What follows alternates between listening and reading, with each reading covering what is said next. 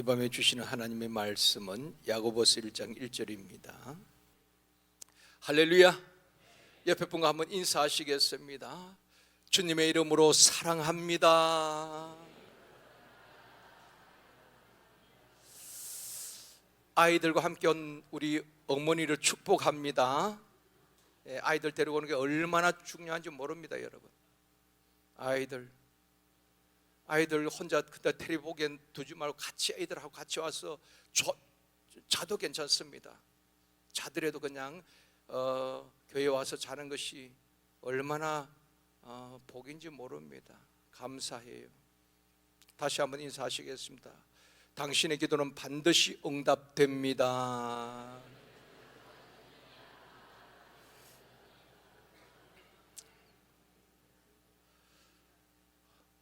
원래 시작부터 참 느낌이 좋죠. 금요 성령 집회 살면 다 삽니다. 그래서 제가 제일 신경 쓰는 게 금요 성령 집회입니다. 기도의 자리입니다. 저는 그렇게 기도하고 있으면 이 자리가 꽉 1, 2층 꽉 차서 함께 온 성도들이 전 세대가 함께 찬양하며 하나님 앞에 영광 올려드리게 하여 주옵시고, 하나님의 놀라운 살아계심 기도 응답을 체험하게 하여 주옵소서. 각색 질병 병든 자들 다 금요 성령 집회를 통해서 치료되어지게 하시고, 수많은 간증자들이 간증할 수 있도록 도와주옵소서. 저의 기도요, 저의 간증이 되어지기를 원합니다.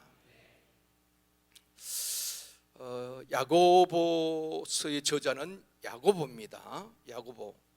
신약에 야고보란 이름이 4사람 나온다고 했습니다. 4사람 나오는데 동명이인들이 참 많이 있습니다. 야고보 이런 4사람이 나오는데, 세베대의 아들 야고보가 있고 또 알페오의 아들 야고보가 있습니다. 이 두 사람은 예수님의 제자입니다. 세베대의 아들도 야고보도 알페오의 아들 야고보도 예수님의 제자였습니다. 그리고 또 유다의 아버지 야고보가 나옵니다. 가룟 유다는 아닙니다. 유다의 아버지 야고보가 나오고, 또한 야고보는 예수님의 형제 중에 한 사람 야고보가 나오는 것입니다. 그러면 이 야고보서의 저자는 누가 썼는가? 바로 예수님의 형제 야고보가 썼다는 것입니다. 어떤 분들은 그렇게 말해요. 목사님, 예수님의 형제가 있었습니까? 예수님의 형제가 있었습니까? 여러분, 예수님의 형제가 있었어요, 없었어요? 그래요. 그렇게 묻는 분이 있어요. 예수님의 형제가 있었습니다. 제가 설명을 드릴게요. 예수님의 탄생을 보면은 요셉과 마리아가 약혼을 했습니다. 약혼을 하고 아직 동침하지 않았습니다. 정식 결혼을 하지 않았기 때문에 마태복음 1장 18절에 말씀합니다.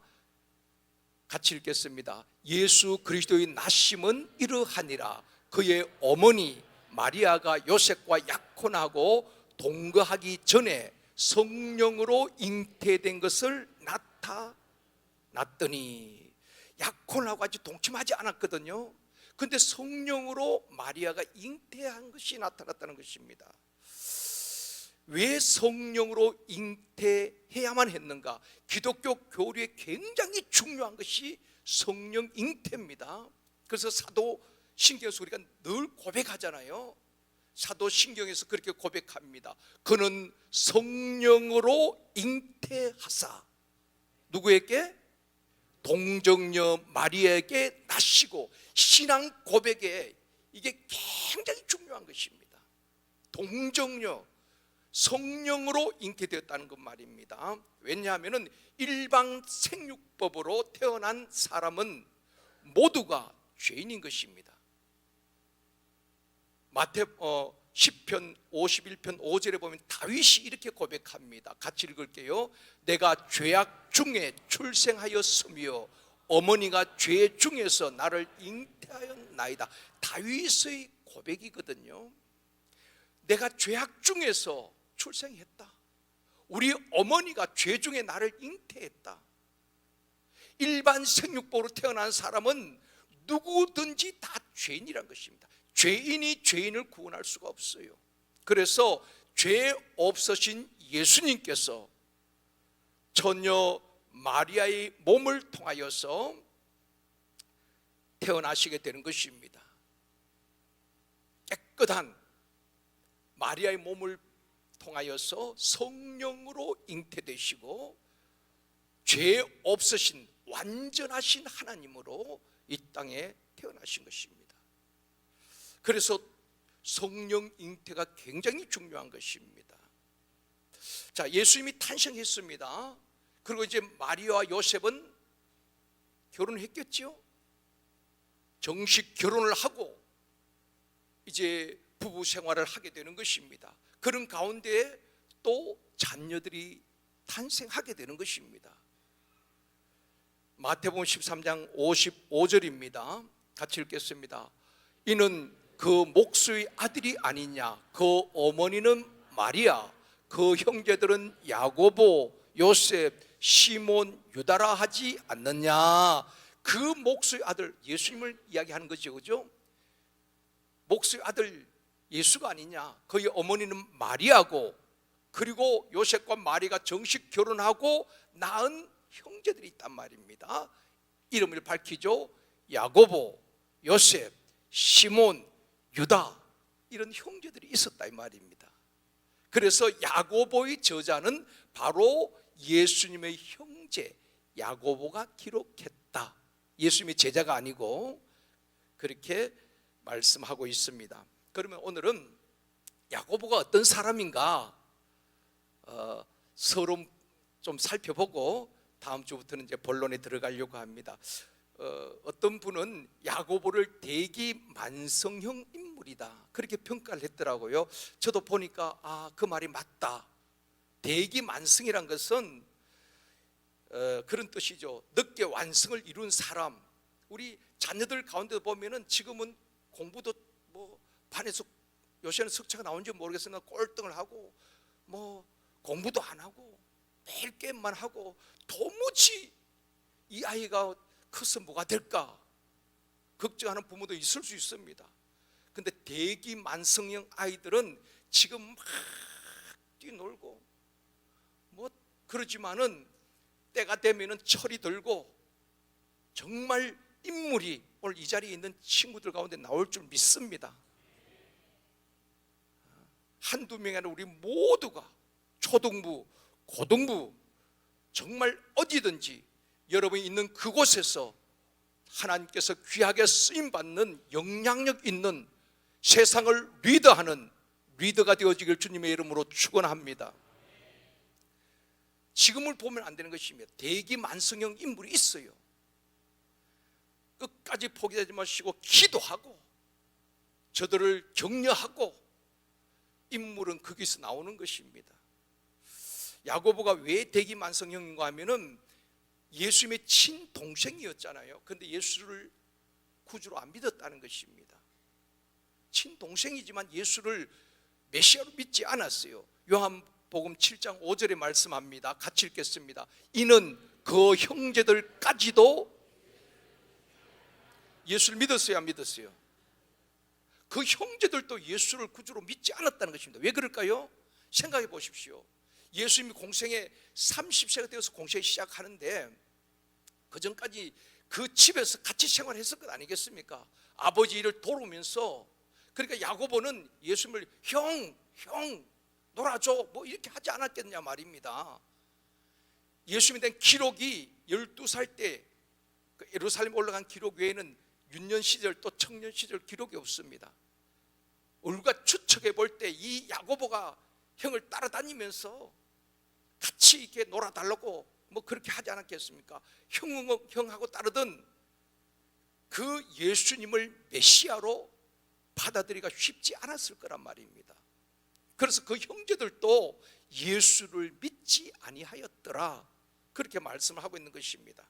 그런데 야고보가 영적 터닝 포인트가 된 두 가지 사건이 있습니다. 예수님을 구주로 메시아로 시인할 수밖에 없는 두 가지 사건이 있었습니다. 첫 번째는 부활하신 예수님을 만나고 야고보가 예수님의 동생 야고보가 확 변화된 것입니다. 성경에 찾아보면은 바울이 고린도 교회 성도들에게 편지를 보내는데 성도들에게 예수님의 부활에 대해서 이야기합니다. 그래서 고린도전서 15장을 부활장이라고 말하잖아요. 예수님이 죽으시고 3일 만에 부활하시고 그 다음에 이렇게 성경에 기록합니다. 베드로와 12 제자에게 보이시고 그 다음에 500여 명의 형제들에게 일시에 보이시고, 그러니까 예수님께서 부활하시고 사망권세이시고 부활하시고 난 다음에 은밀하게 소문이 떠도는 소문이 아니라 부활의 목격자들이 있었다는 것입니다. 직접 주님께서 40일 동안 계시면서 부활한 모습을, 심지어 못 박힌 손자국을 보여주신 것입니다. 그래서 제일 먼저 베드로에게, 그리고 12 제자들에게, 또 어떤 때는 500명의 형제들에게 일시에 보여주셨다는 것입니다. 그리고 또 성경 계속해서 말씀합니다. 야고보에게도 보여주셨다는 것입니다. 고린도전서 15장 7절 8절 같이 읽습니다. 그 후에 야고보에게 보이셨으며 그 후에 모든 사도에게와 맨 나중에 만삭되지 못하여 난 자 같은 내게도 보이셨느니라.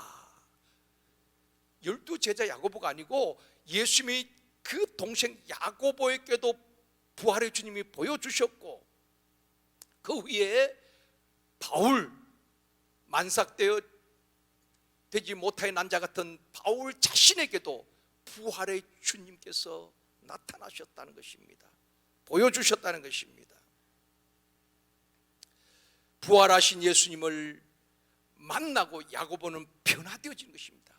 저분이 진짜 죽음을 이기신 생명의 주인이시요, 저분이 내 인생의 주인이시구나, 저분이 메시아요, 저분이 구원자이시구나, 야고보는 확실히 믿게 된 것입니다. 야고보의 신앙의 터닝 포인트가 바로 부활하신 주님을 만남으로 놀라운 변화가 일어난 것입니다. 그러므로 사랑하는 성도 여러분, 교회를 몇 년 다녔냐, 그것보다 더 중요한 것은 부활의 주님을 만나면은 놀랍게 변화가 되어지는 것입니다. 성경 공부한다고 확 바뀌어진 것 아닙니다. 물론 변화가 있겠지요. 그렇지만 진짜 주님을 만나면은 급격한 변화가 일어나게 되는 것입니다. 야고보처럼 말입니다. 그리고 또 한 사건이 있습니다. 오순절 성령 강림 사건입니다. 마가다락방에 120여 명이 모였잖아요. 그때에 어떤 사람이 모였는지 성경에 기록하고 있습니다.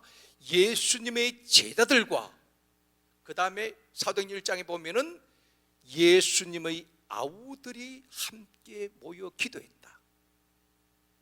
예수님의 제자들뿐 아니라 예수님의 아우들, 그러니까 아까 말했던 4명, 형제 4명, 누구누구죠? 이름 4사람 우리 같이 성경 읽었습니다. 시작. 야고보, 요셉, 시몬, 유다. 4분 다 한 분들은 정말 집중력 대단한 분들입니다. 머리가 좋은 분들입니다. 자, 이들도 함께 그 자리에서 기도하고 열흘 동안 전심으로 기도하다가 오순절날 성령에 임하실 때에 모두가 성령 충만함을 받게 되었다는 것입니다. 그리고 이 야고보, 예수님의 동생 야고보는 영적 거장으로 성장하게 되는 것입니다. 부활의 주님을 만나고 성령 충만할 때에 이 야고보가 아주 영적 거목으로 성장하게 됩니다. 그래서 베드로와 요한과 함께 교회에 인정받는 지도자가 되었고, 나중에는 예루살렘 교회의 감독까지 되어지는 영적 거목이 되었다 이 말입니다. 이처럼 부활의 주님을 만나고 성령 충만하면 변화가 되어지고 성장하는 역사가 일어나게 되어줄 줄 믿습니다. 그리스도의 장성한 분량에 이르도록 성장하는 것은 책상에서 공부만 한다고 되는 거 아닙니다. 예수님이 이런 분이다 저런 분이다 아무리 들어도 내가 주님을 인격적으로 만나지 아니하고 성령 충만하지 아니하면 그때뿐이란 말입니다. 그렇기 때문에 정말 주님을 제대로 만나면은, 성령 충만하면은 가치관이 변화되어지고 내 삶이 변화되어지고 놀라운 역사가 일어나게 되어줄 줄 믿습니다. 그래서 이 야고보는 거의 변화가 안 될 것 같았지만은, 그래서 대기만성형이라고 얘기했죠. 딱 변화가 되고 나니까 그 다음부터 급격하게 성장하고 영적 거장이 되었다 이 말입니다. 그리고 두 번째는 이 야고보는 어떤 사람인가 하면은 기둥 같은 사람이었다. 성경 갈라디아서 2장 9절입니다. 같이 읽겠습니다. 또 기둥같이 여기는 야고보와 게바와 요한도. 갈라디아서에 보면은 기둥같이 여기는, 교회 기둥같이 여기는 야고보와 게바, 베드로와 요한도, 그렇게 말씀을 하고 있습니다.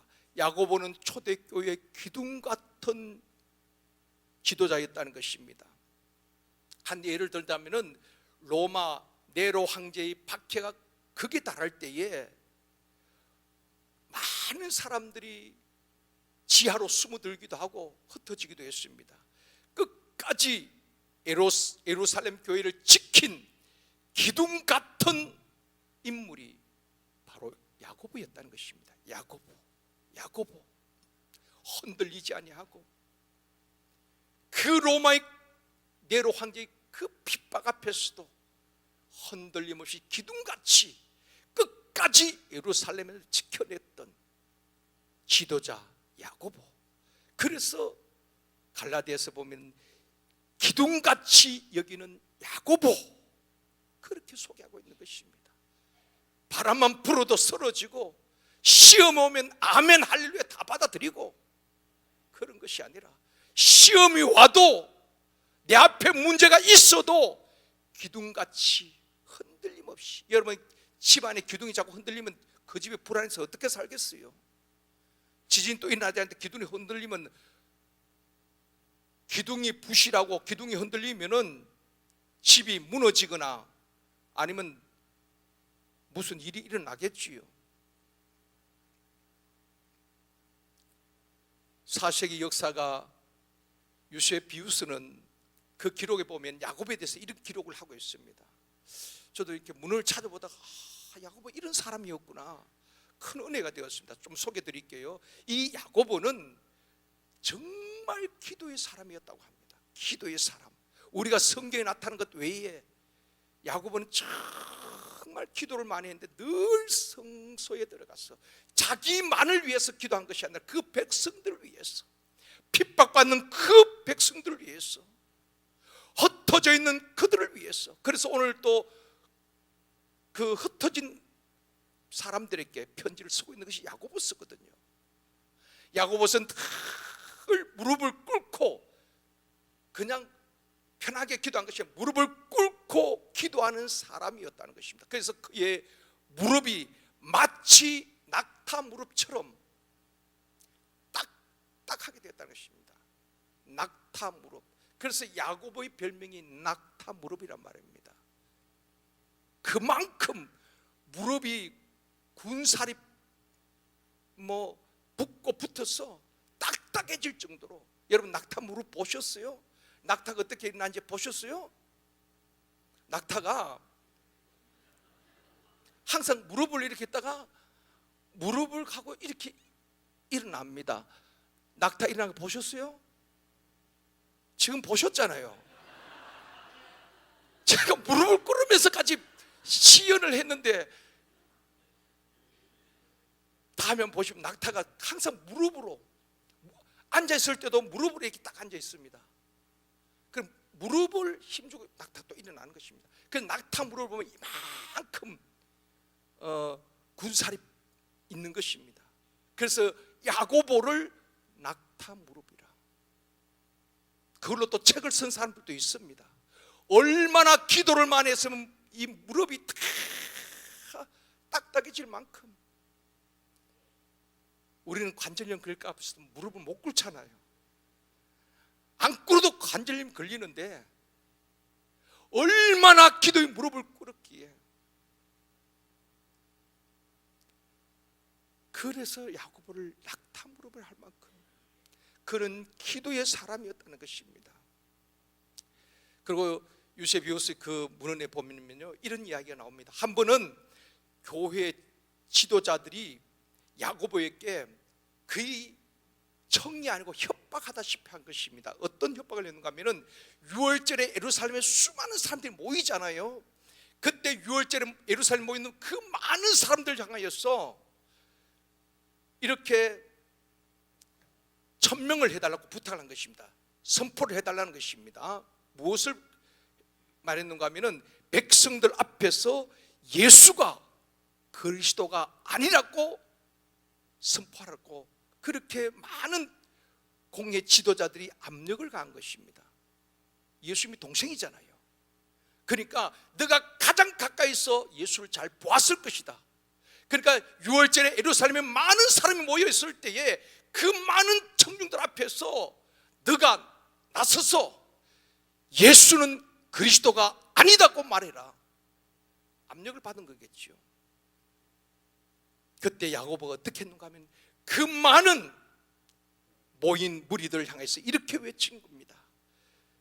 예수는 그리스도시요 지금 하나님 우편에 앉아 계시며 장차 구름 타고 이 세상에 다시 오실 것입니다. 그렇게 큰 소리를 외치자 당황한 서기관과 바리새인들이 야고보를 성전에서 밀쳐서 아래로 떨어뜨린 것입니다. 그래서 가서 보니까 야고보가 죽지 않았어요. 그래서 돌로 쳐서 죽였다고, 그래서 야고보가 순교했다고 유세비우스 문헌에 그렇게 기록이 나오고 있는 것입니다. 이처럼 야고보는 무릎이 다 군살이 벨 만큼 그 백성들 위해서 기도했던 기도의 사람이었고, 어떤 경우에도 위협과 협박 앞에서도 예수는 그리스도라고, 다시 오실 예수 그리스도를 전가하다가 돌에 맞아 순교할 정도로 신앙의 심지가 굳었다는 것입니다. 그런 야고보를 통해서 우리가 본받을 게 있습니다. 여러분, 야고보는 흔들림 없는 믿음의 사람이요 기도의 사람이요 기둥 같은 사람이었습니다. 그래서 바울은 갈라디아 교회 성도들께 소개하면서 기둥같이 여기는 야고보, 그 다음에 베드로가 나오고 요한이 나오는 것입니다. 사랑하는 성도 여러분, 마귀의 유혹이나 시험, 또 사람의 말에 흔들리는 그리고 요동하는 사람이 아니라 어떤 상황에서도 흔들림 없는 기둥 같은 믿음의 사람이 되어지기를 주님의 이름으로 축원합니다. 가정에서도 가정의 어려움에도 흔들림 없는 기둥 같은 믿음의 가장, 믿음의 어머니가 되고 믿음의 부모가 되어지고, 쉼터에서도 쉼터가 어떤 어려움이 있어도 흔들림이 없는 기둥 같은 쉼터장이 되어지고, 그런 교사들이 되어지고, 그런 장로님, 권사님, 집사님들 되어지길 주님의 이름으로 축원합니다. 세 번째는 야고보는 자기 스스로 예수 그리스도의 종이라고 소개를 하고 있습니다. 야고보는 예수님은 나의 형이요, 나는 예수님의 동생이요, 거들먹거리지 않았습니다. 맞지요?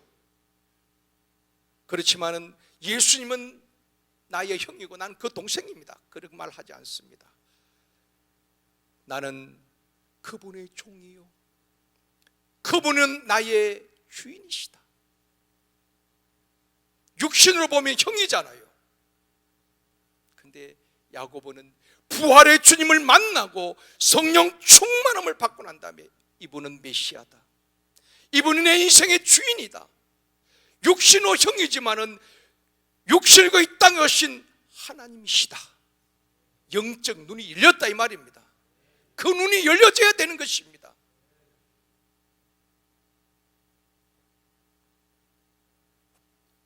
예수를 예수로 제대로 본 것입니다. 사도 바울도 늘 예수 그리스도의 종 바울이라고 자신을 소개하고 있습니다. 종이란 것은 주인 대신 그리스도 로드십이 확실했다는 것입니다. 이런 분들은 흔들리지 않습니다. 초지일관하는 것입니다. 수많은 적들이 태클이 들어와도 오직 믿음의 주요 온전하게 하신 이 예수를 바라보고 달려가는 거예요. 표대를 바라보고 부름의 상을 바라보고 의의 멸류관을 바라보고 달려가는 것입니다. 여러분, 가정의 주인이 누구입니까? 옛날에 보면 액자들 다 그려놨잖아요. 이 집의 주인은 누구라고요? 이 집의 주인 누구라고요? 남편 이름 적어놨어요? 이 집의 주인은 그리스도라고 그놓고 주인 앞에서 대판 날마다 싸우고 주님이 그 집의 주인 되고 싶겠습니까? 그 다액자 떼내야 돼요. 이 집의 주인은 나요 하고 여러분 이름을 붙여야 돼요. 진짜 이 집의 주인은 그리스도라고 그랬으면 그 주인 대신 주님 앞에 말 한마디도 조심해야 되고, 싸울 일이 있어도 불평할 일이 있어도 조심해야 되지 않겠습니까? 믿음의 사람들은 다 코람되어 하나님 앞에서 살았다 이 말입니다. 그렇기 때문에 말 한마디도 조심하고 늘 그분 앞에서 살아가는 것 아니겠습니까? 내 인생의 주인 누구입니까? 그분이 예수 그리스도가 내 인생의 주인 되심을 믿는다면 어떤 상황에서도 좌절하지 아니하고 낙심하지 아니고, 내 인생은 내가 결정하는 것도 아니고 그 누구에서 결정되어지는 것도 아니고 내 인생의 주인 되신 그분이 나를 인도하여 갈 것이다. 그분을 의지하고 그분의 인도하심을 받을 때에 그분은 의의 길로 승리의 길로 우리를 인도하여 주실 줄 믿습니다. 내 인생의 주인이 그리스도가 되고 우리 가정의 주인이 예수 그리스도가 되어지고 교회의 주인이 예수 그리스도인 줄 믿습니다. 그 주인 앞에 우리는 겸손히 엎드려 각 지체로서 목사는 목사에게 맡겨진 그 일에 전력 질주하고, 장로님은 장로님, 샘터장은 샘터장, 교사는 교사 전력 질주할 때에 건강한 교회가 되어지고 은혜가 넘치는 교회가 되어지고 우리에게 복이 되어줄 줄 믿습니다. 1절 다시 한번 볼게요. 같이 읽습니다. 하나님과 주 예수 그리스도의 종 야고보는 흩어져 있는 12지파에게 문안하노라. 구약시대 이스라엘 12지파가 있었죠. 광야를 행진할 때도 성막을 중심으로 세계 지파씩 동서남북 12지파가 성막을 중심으로 행진하게 되는 것입니다. 그런데 예수님은 당시에는 12지파가 없었습니다. 그런데 흩어져 있는 12지파라, 이것은 무엇을 말하는가 하면 당시 로마의 박해로 말미암아 예루살렘을 떠나서 많은 사람들이 흩어지게 되는 것입니다. 사도행전 8장에도 예루살렘 교회에 핍박이 있을 때 흩어졌듯이 로마의 박해로 인해서 많은 사람들이 흩어진 그리스도인들, 디아스포라고 말하지요. 그들에게 야고보가 펜을 든 것입니다. 그리스도의 종 나 야고보는 예수 때문에 핍박당하고 흩어져 있는 어느 동굴에서 어느 돌판에서 유리방황하는 흩어진 사랑하는 형제 자매들에게 위로와 격려의 편지를 쓰면서 그리스도인들이 어떻게 살아가야 할 것인가, 흩어져 있지만 그리스도인의 정체성을 잃지 아니하고 어떻게 믿음으로 살아가야 하는가를 기록한 것이 바로 야고보서다 이 말입니다. 그 야고보서를 우리가 다음 주부터 본론에 살펴보기를 원합니다. 말씀을 맺겠습니다. 사랑하는 성도 여러분, 예수 그리스도를 체험하고 어떤 상황에서도 흔들림 없는 기둥 같은 믿음의 사람이 되어지기를 주님의 이름으로 축원합니다.